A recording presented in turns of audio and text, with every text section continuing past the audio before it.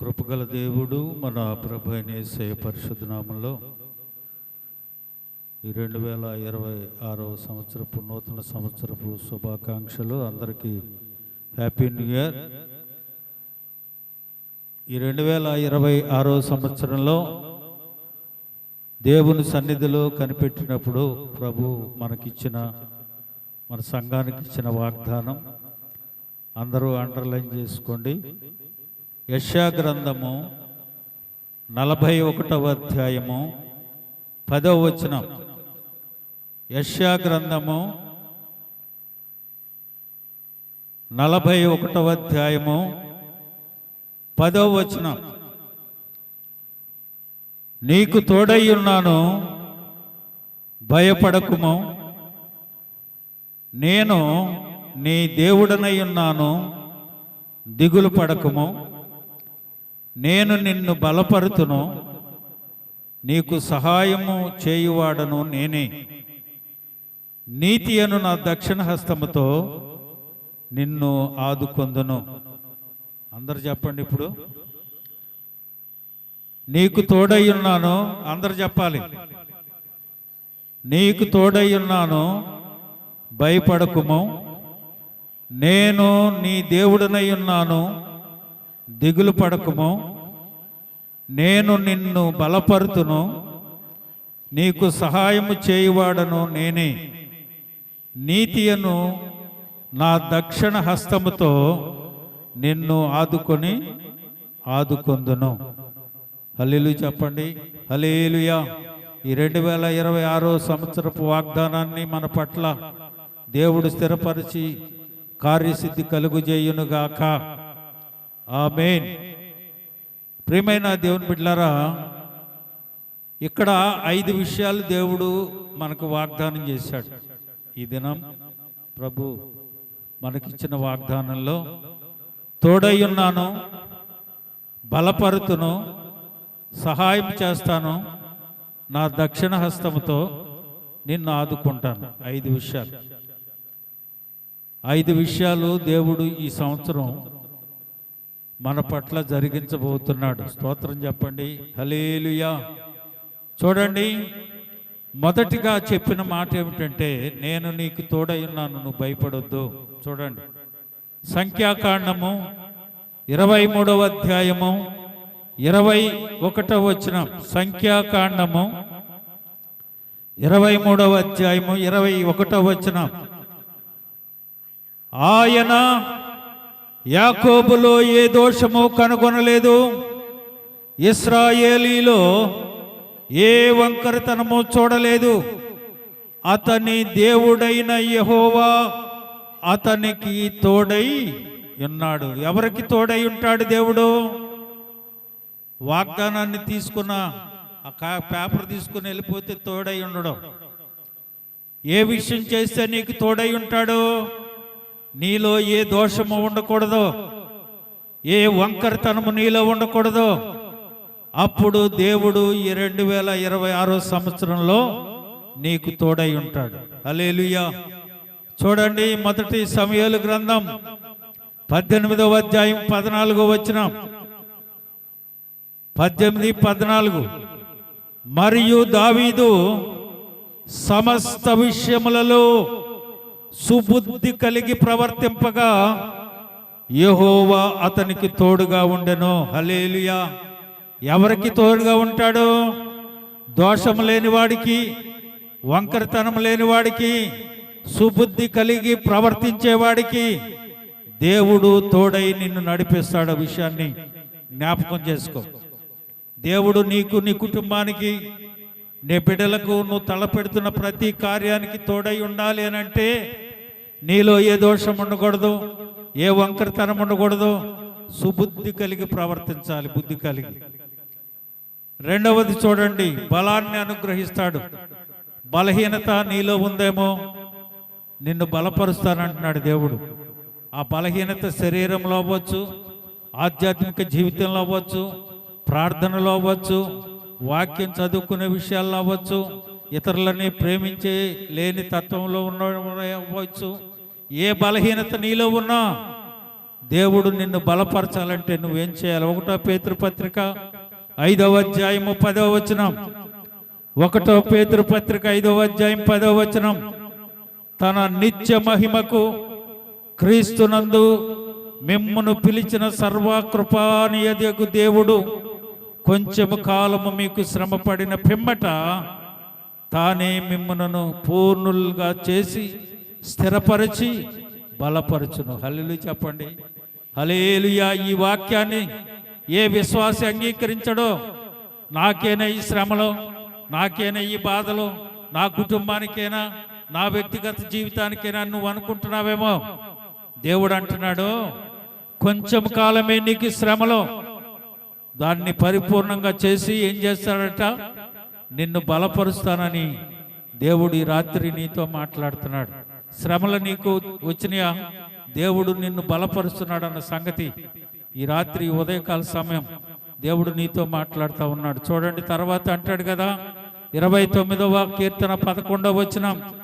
యెహోవా తన ప్రజలకు బలమును అనుగ్రహించును, యెహోవా తన ప్రజలకు సమాధానమును కలుగజేసి వారిని ఆశీర్వదించును. ప్రియమైన దేవుని బిడ్డలారా, బలహీనతలో నువ్వు ఉంటే దేవుడు నిన్ను బలపరిచి ఆశీర్వదించాలంటే తన ప్రజలుగా ఉండాలి, ఆయన కుమారులుగా ఉండాలి, ఆయన కుమార్తెలుగా ఉండాలి, ఆయన పిల్లలుగా ఉండాలి, ఆయన వారసులుగా ఉండాలి, ఆయన స్వాస్థ్యముగా ఉండాలి, ఆయన రక్తము చేత కడగబడిన వారిగా నీ ఉంటే దేవుడు నిన్ను బలపరుస్తానని ఈ ఉదయకాల సమయం నీకు ఇచ్చిన వాగ్దానం గుర్తుపెట్టుకో. ఈ వాక్యం ఈ సంవత్సరాంతం వరకు గుర్తుండాలి నీలో. నిన్ను దేవుడు నీకు తోడై ఉండాలంటే ఏం చేయాలి? దేవుడు నిన్ను బలపరచాలంటే ఏం చేయాలి? దేవుడు ఉదయకాల సమయం నీతో సూటిగా మాట్లాడుతున్నాడు. చూడండి, యెషయా గ్రంథం 40వ అధ్యాయము 31వ వచనం. యెహోవా కొరకు ఎదురు చూచువారు నూతన బలము పొందుదురు, వారు పక్షి రాజు వలె రెక్కలు చాపి పైకి ఎగదురు, అలయక పరిగెత్తుదురు, సొమ్మసిల్లక నడిచిపోవుదురు. హల్లెలూయా. ఆయన కొరకు ఎవరైతే ఎదురు చూస్తారో, ఆయన కొరకు ఎవరైతే కనిపెట్టుకుని ఉంటారో వారే బలపరచబడతారు. గుర్తుపెట్టుకోండి. ఏదో నేను ప్రార్థన చేసేస్తున్నానులే, శుక్రవారం వెళ్తున్నా, బుధవారం వెళ్తున్నా, ఆదివారం వెళ్తున్నానంటే కుదరదు. వీటన్నిటిని అనుసరించి నడవకుండా దేవుడు నీకు తోడై ఉండడు, దేవుడు నిన్ను బలపరచుడు. రెండవది, మూడవది సహాయం. ఒకటి తోడై ఉన్నాడు, రెండవది బలపరుస్తున్నాడు, మూడవది సహాయం. కీర్తన గ్రంథం 115వ కీర్తన 11వ వచనం. 115వ కీర్తన 11వ వచనం. యెహోవా యందు భయభక్తులు గలవారలారా, యెహోవా యందు నమ్మిక ఉంచుడి, ఆయన వారికి సహాయం. హల్లెలూయా చెప్పండి. హల్లెలూయా. ఈ 2026 సంవత్సరంలో నీకు సహాయం కావాలి అని అంటే ఆయన యందు నమ్మిక ఉంచు. ప్రభు, నేను తలపెడుతున్న కార్యము నాకు జరిపించి తీరుతాడని ధైర్యం నీలో ఉంటే, దేవుడు నిన్ను బలపరిస్తే, దేవుడు నీకు తోడుగా ఉంటే ఆయన తప్పక నీకు సహాయం చేస్తాడు. నిరాశ చెందవద్దు. ఆయన యందు భయభక్తులు కలిగి నమ్మిక మాత్రం ఉంచు, ఆయన నీకు సహాయం చేస్తానని ఈ 2026 సంవత్సరంలో దేవుడు నీకు వాగ్దానం చేస్తున్నాడు. 37వ కీర్తన 40వ వచనం. 37వ కీర్తన 40వ వచనం. యెహోవా వారికి సహాయకుడై వారిని రక్షించును, వారు యెహోవాను శరణుజొచ్చి ఉన్నారు. శరణంటే ఇంకా నువ్వు తప్ప నాకు దిక్కెవరు లేదయ్యా, ఇగో ఈ దిక్కు నువ్వే, ఇగో నీవు తప్ప నాకు సహాయం చేసేవాడు ఈ భూలోకంలో ఎవరు లేరు నాయన అని ఆయన శరణు చూస్తే అద్భుతంగా దేవుడు ఆశ్చర్యమైన కార్యం నీ జీవితంలో జరిపించకపోతే అప్పుడు అడుగు, అయ్యా నువ్వు ఇచ్చిన వాగ్దానం నా పట్ల ఏది నెరవేర్చలేదే, వీటిని అనుసరించి నడిచి అడుగు. అప్పుడు ఆయనతో దెబ్బలాడు. ఆయన అంటున్నాడు కదా, నేను తప్పక నెరవేరుస్తాను. చూడండి, 46వ కీర్తన 5వ వచనం. 46 కీర్తన 5వ వచనం.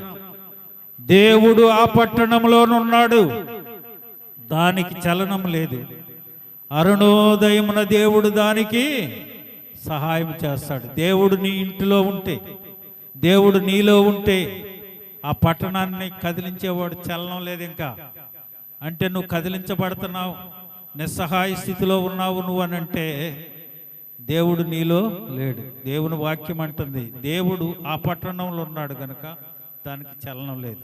అదే నీలో ఉంటే కదిలించబడవు. ఆ దేవుని సహాయం కొరకు నువ్వు ప్రార్థించు. ఆ పట్టణంలో నీలో దేవుడు ఉంటే, దేవుడు ఉండాలంటే ఎక్కడ 2-3 కూడి నా నామాన్నే స్తుతిస్తారో అక్కడ ఉంటానని సెలవిచ్చాడు దేవుడు. ప్రార్థించు, దేవుడు నీ దగ్గరకు వస్తాడు, దేవుడు నీకు సహాయం చేస్తాడు, దేవుడు తప్పక నిన్ను రక్షించి తీరుతాడు. తర్వాత ఆయన దక్షిణ హస్తం 4వది 118వ కీర్తన 15వ వచనం. 118:15 118:15 ఎవరిలో? నీతిమంతుల గుడారములలో రక్షణను గూర్చిన ఉత్సాహ సునాదము వినబడును. సాహస కార్యములు చేయని ఎవరింట్లో సాహస కార్యాలు జరిగేది? నీతిమంతుల గుడారములలో. ఆయన దక్షిణ హస్తం అంటే కుడి హస్తం. సాహస కార్యములు చేస్తుందట నీ గుడారంలో. నువ్వేం చేయాలి? నీతిమంతుల గుడారములలో రక్షణ గూర్చిన ఉత్సాహ సునాదము నీ గుడారాల్లో వినపడాలి. మన గుడారాల్లో అవి వినపడవు, వేరే రకమైన సునాదాలు వినపడతా ఉంటాయి మన గృహాల్లో. ప్రియమైన దేవుని బిడ్డలారా, దేవుని దక్షిణ హస్తము నీకు సాహస కార్యములు చేయాలంటే నీతిమంతుల గుడారాలు అయి ఉండాలి నీ గుడారా. గుర్తుపెట్టుకో, ప్రతి విషయములలో నీతిని అనుసరించి నడవాలి. ఎజ్రా గ్రంథం 8వ అధ్యాయము 22వ వచనం. ఎజ్రా గ్రంథం 8వ అధ్యాయము 22వ వచనం. మేలు కలుగు చేయుటకై ఆయనను ఆశ్రయించు వారికందరికీ ఎవరంట? ఎవరికి తోడుగా ఉంటాడంట? ఆయనను ఆశ్రయించువారు. ప్రియమైన దేవుని బిడ్డలారా, ఆశ్రయించటం అంటే ఆయన దగ్గరికి వెళ్ళిపోవటం.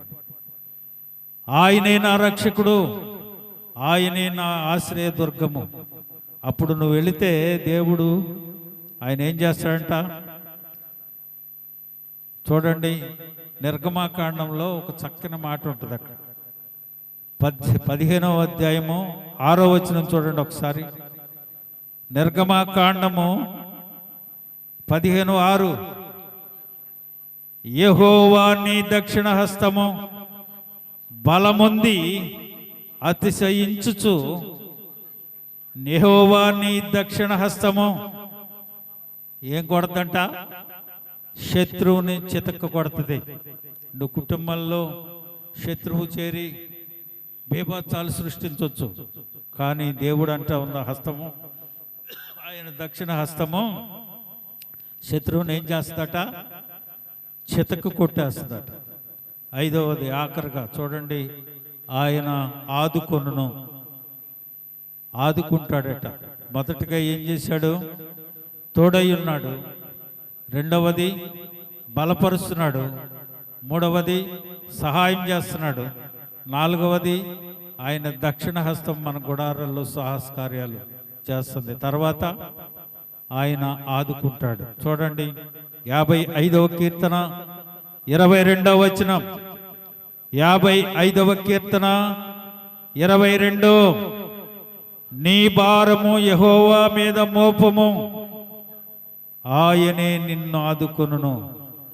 నీతిమంతులను ఆయన ఎన్నడును కదలనీయుడు. హల్లెలూయా చెప్పండి, హల్లెలూయా. ప్రియమైన దేవుని బిడ్డలారా, నీ భారము యెహోవా మీద మోపు. అప్పుడు దేవుడు ఏం చేస్తాడు? ఆయన ఏం చేస్తాడంట? నిన్ను ఆదుకుంటాడు. చాలాసార్లు మీకు చెప్పాను నేను, మన భారం ఆయన మీద వేయం, మనమే మోసుకుని తిరుగుతూ ఉంటాం. ఒక ముసలమ్మ గడ్డి మోపు పెట్టుకొని రోడ్డు అమ్మట నడుచుకుంటూ వెళ్తుందంట, మొయిలాక. ఒక కారులో వెళ్తున్న ఆయన చూసి, ఒక సేవకుడు చూసి, పాపం ముసలమ్మ అంత మోపేసుకుని వెళ్ళపోతుందని చెప్పి కారు ఆపి, అమ్మా కారులో ఎక్కువ అన్నాడు. ఈ ముసలమ్మ కారు ఎక్కి గడ్డి మోపు తీసుకుని మళ్ళీ నెత్తి మీద పెట్టుకున్నాడు. ఆ మోపు మొయ్యలేకనే కదా కారు ఆపి కారులో ఎక్కించుకున్నాడు. కారులో ఎక్కి కూడా మూట నెత్తి మీద పెట్టుకుందంట. అదే పరిస్థితి. రక్షణ పొందానని చెప్పుకుంటున్నావు, కానీ నీ భారం ఆయన మీద ఇట్లా నీకు నువ్వే మోసుకొని తిరుగుతూ ఉన్నావు కనుక ఆయన ఆదుకోవట్లేదు. చివరిగా 2 కొరింథీ 6వ అధ్యాయం 2వ వచనం, 2 కొరింథీ పత్రిక 6వ అధ్యాయం 2వ వచనం, అనుకూల సమయమందు నీ మొరను ఆలకించితిని, రక్షణ ధనమందు నిన్ను ఆదుకుంటుని అని ఆయన చెప్పుచున్నాడు. హల్లెలూయా. ప్రియమైన దేవుని బిడ్డలారా, అనుకూల సమయమందు దేవుని సన్నిధిలో నువ్వు మొరపెడితే ఆయన మొర ఆలకించి నిన్ను రక్షించి ఆదుకుంటాడు. ఆ రీతిగా దేవుడు ఈ నూతన సంవత్సరంలో 2026 సంవత్సరంలో మన సంఘాన్ని ఆ రీతిగా ఆయన తోడయ్యుండి బలపరిచి సహాయం చేసి ఆయన దక్షిణ హస్తంతో సాహస కార్యంలో మన పట్ల జరిగించి ఆయన మనల్ని ఆదుకొనుగాక. ఆమేన్. అందరూ తల వంచండి, కళ్ళు మూసుకోనండి.